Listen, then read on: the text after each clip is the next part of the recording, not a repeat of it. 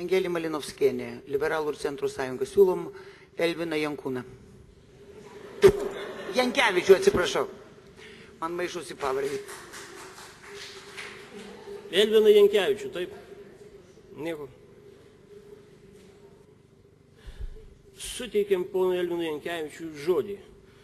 15 minučių pagal įstatymą. Labadiena visiems. Labai malonu visus čia matyti. Norėjau pasveikinti gerbiamus tarybos narius, norėjau pasveikinti žiniasklaidos atstovus, norėjau pasveikinti savivaldybės darbuotojus ir visus svečius šiandien atvykusius čia. Norėjau taip pat padėkoti visiems tiem, kurie mane iškėlė ir kurie mane išrinko ir kurie išreiškė man pasitikėjimą. Ačiū labai. Man yra žinoma, kad šitas posėdis yra dar transliuojamas. Tai visiems tiem, kuriems žiūri transliaciją per internetą, labą dieną. Taip, iš pradžio aš galvojau, tokią, žinot, labai ilgą kalbą pasakyti. Bet paskui pagalvojau, kad ne žodžiais, o darbais mes tėvynę mylim. Dėl to pasisakysiu konkrečiai ir labai trumpai. Aš kai kurių tarybos narių veiduosi ir kai kurių žmonių, matau tokį susirūpinimą, galbūt tokį atsipalaiduokim visi.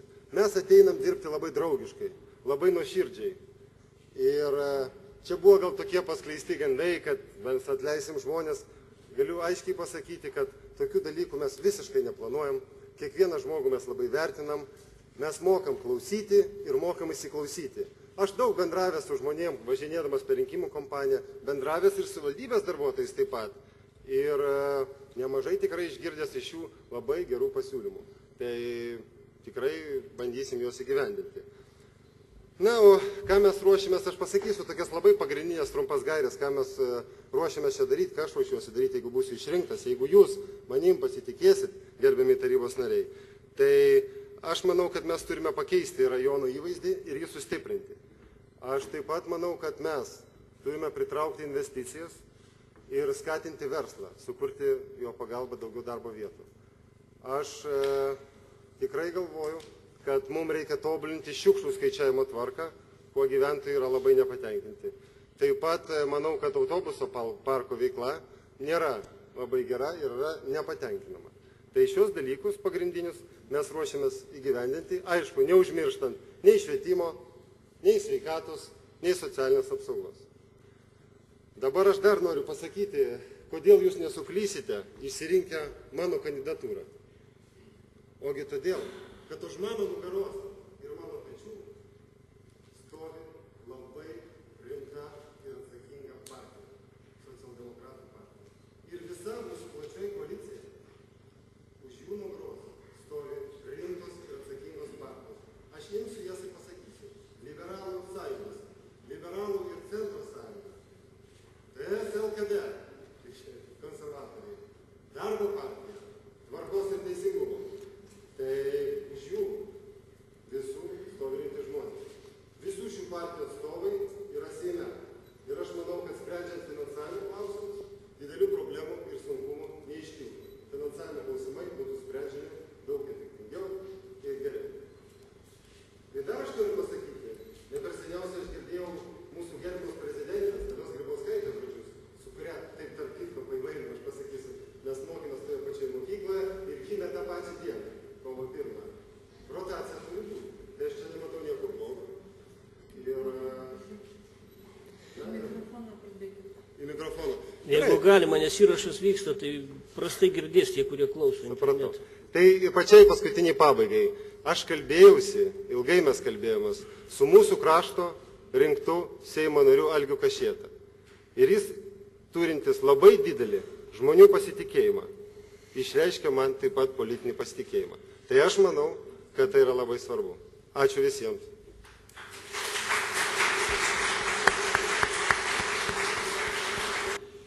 Tarybos narys Algis Miškinis. Labai gaila, kad tokios plačios koalicijos kandidato į merus programa truko apibrėžta tik tais keliais sakiniais. Todėl iš tos faktiškai net ir sunku kažką paklausti iš pačio prisistatymo ir programos. Todėl mano klausimas būtų tikriausiai iš mūsų bendravimo su ponu Elvinu Jankevičiu. Prieš rinkiminių ir po rinkiminių bendravimo. Klausimas mano būtų toks. Ar jūs kandidatuodamas į rajono tarybos narius anketoje vyriausiai rinkimų komisijai nurodėt savo nuolatinę gyvenamąją vietą ar deklaruotą? Tai šitas klausimas yra toks, kad aš gyvenu Varėnoje, esu čia priregistruotas, tai tik tiek galėčiau atsakyti. Ačiū. Tai jūs neatsakėt man į klausimą, ar nuolatinė, ar deklaruota vieta? Tai aš atsakiau. Aš manau, kad aš taip atsakiau.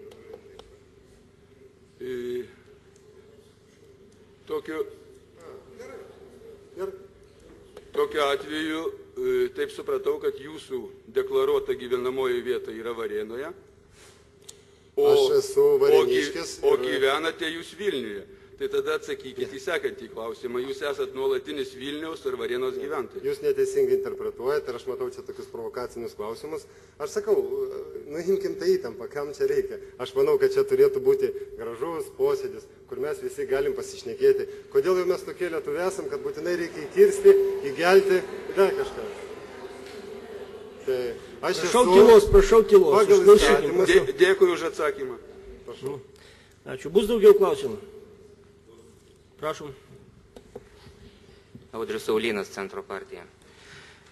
Kadangi rinkiminės, mero programos taip ir neišgirdom, tai norėtumėm sužinoti apie asmenį. Jūs savo rinkiminiai agitacijai, savo rinkiminės kampanijos metu daug dėmesio skyrėt savo išsilavinimui. Šiandien išgirdom dar vieną mokymo įstaigą, su kuria jūs save siejate, tai mokymo įstaiga, kurioje mokėsi Ekscelencija. Tai norėtume išgirsti, kokiuose mokymos įstaigose jūs vis dėlto mokėtės ir ką esate baigęs ir kokį išsilavinimą turite. Ačiū už klausimą. Labai paprastas, trumpas ir konkretus. Tai mokiausi Vilniaus Salomėjos Nėries mokykloje. Vėliau mokiausi Vokietijoje, Düsseldorfe.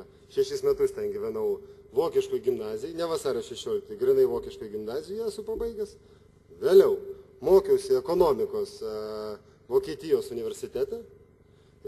Paskutinio kurso nepabaigiau, buvo labai iš tikrųjų tokie laikai, žinote, po atgimimo, sakykime, nebuvo Lietuva Europos Sąjungoje, vizų klausimas buvo sudėtingas, tai pratęsdavo, tai nepratęsdavo, jie ten elgėsi.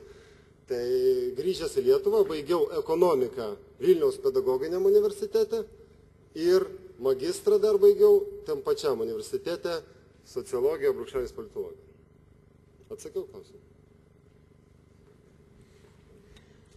Antras klausimas.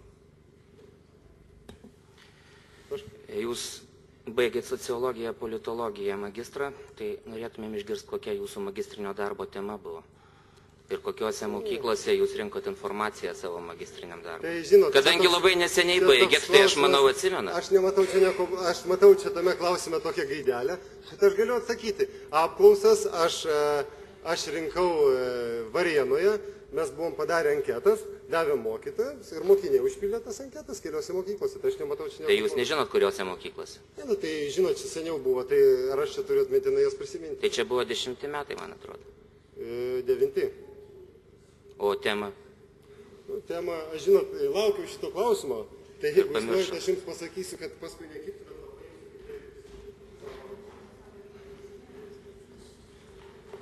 Aš labai visų atsiprašau, nenukreipkim nuo temos. Vienas tarybos narys gali užduoti vieną klausimą iki 3 minučių. Tai bet čia vienas klausimas, 2 klausimus. Kad žinot, nesuklyst, nes paskui jūs, aš čia užrašau knygutę savo žodį išsirašiau, moksleivių ugdymo šeimoje problemos ir jų įtaka mokinių pažangumui. Ir net galėčiau dar pasakyti, turbūt bus sekantis klausimas, kodėl aš pasirinkau šitą temą. Galiu mielai atsakyti.